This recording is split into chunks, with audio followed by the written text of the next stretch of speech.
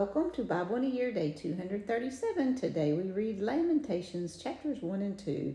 What does it mean to lament? It's to passionately express grief and sorrow.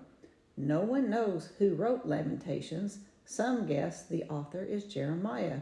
After all, he is the weeping prophet.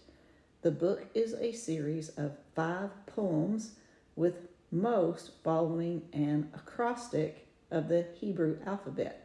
Here is an example of an acrostic. I'll use the letters of my husband's name, Dean, D-E-A-N. D, determined to stay in shape. E, eager to study God's Word. A, appreciative of his blessed life.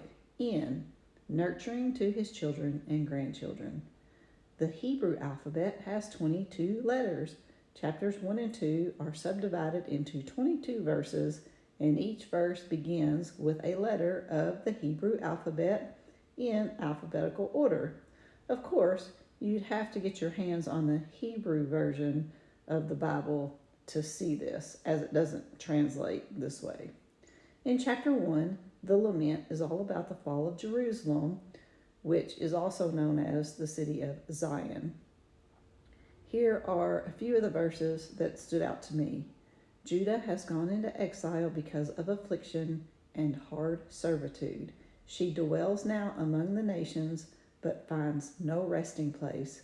Her pursuers have all overtaken her in the midst of her distress. The Lord has afflicted her for the multitude of her transgressions. Jerusalem remembers in the days of her affliction and wandering all the precious things that were hers from the days of old. Jerusalem sinned grievously, therefore she became filthy. The Lord is in the right, for I have rebelled against his word. Chapter 2 laments God's judgment, explaining the depth of destruction to Jerusalem. And what's worse, God is silent. Prophets find no vision from the Lord. The elders of Jerusalem sit on the ground in silence.